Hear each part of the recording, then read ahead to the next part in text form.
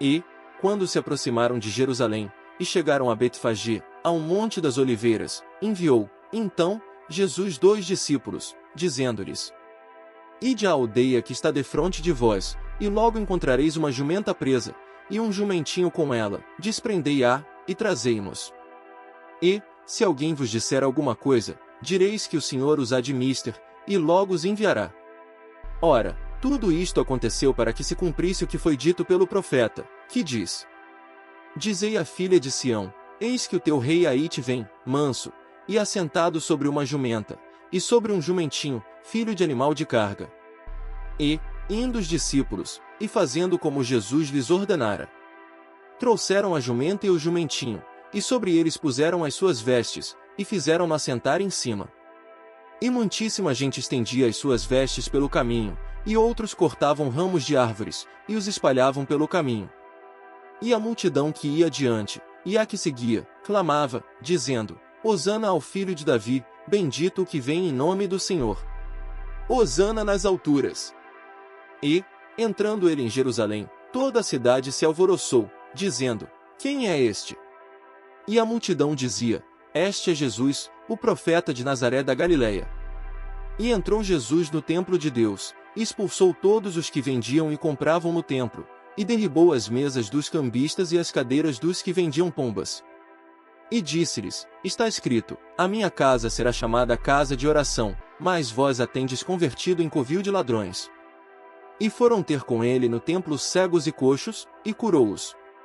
Vendo, então, os principais sacerdotes e os escribas as maravilhas que fazia, e os meninos clamando no templo: Hosana ao filho de Davi, indignaram-se. E disseram-lhe: Ouves o que estes dizem? E Jesus lhes disse: Sim, nunca lestes, pela boca dos meninos e das criancinhas de peito tiraste o perfeito louvor? E, deixando-os, saiu da cidade para Betânia, e ali passou a noite. E, de manhã, voltando para a cidade, teve fome. E, avistando uma figueira perto do caminho, dirigiu-se a ela, e não achou nela senão somente folhas. E disse-lhe: Nunca mais nasça fruto de ti, para sempre. E a figueira secou imediatamente. E os discípulos, vendo isto, maravilharam-se, dizendo: Como secou imediatamente a figueira? Jesus, porém, respondendo, disse-lhes: Em verdade vos digo que, se tiverdes fé e não duvidardes, não só fareis o que foi feito à figueira, mas até se a este monte disserdes: Ergue-te, e precipita-te no mar, assim será feito. E, tudo o que pedirdes em oração, crendo, o recebereis. E, chegando ao templo, acercaram-se dele, estando já ensinando, os principais sacerdotes e os anciãos do povo, dizendo: Com que autoridade fazes isto? E quem te deu tal autoridade? E Jesus, respondendo, disse-lhes: Eu também vos perguntarei uma coisa, se me disserdes, também eu vos direi com que autoridade faço isto. O batismo de João, de onde era? Do céu, ou dos homens? E pensavam entre si, dizendo: Se dissermos, do céu, ele nos dirá: Então por que não o crestes? E, se dissermos, dos homens, tememos o povo, porque todos consideram João como profeta. E, respondendo a Jesus, disseram: Não sabemos. Ele disse-lhes: Nem eu vos digo com que autoridade faço isto. Mas, que vos parece? Um homem tinha 2 filhos, e, dirigindo-se ao primeiro, disse: Filho, vai trabalhar hoje na minha vinha.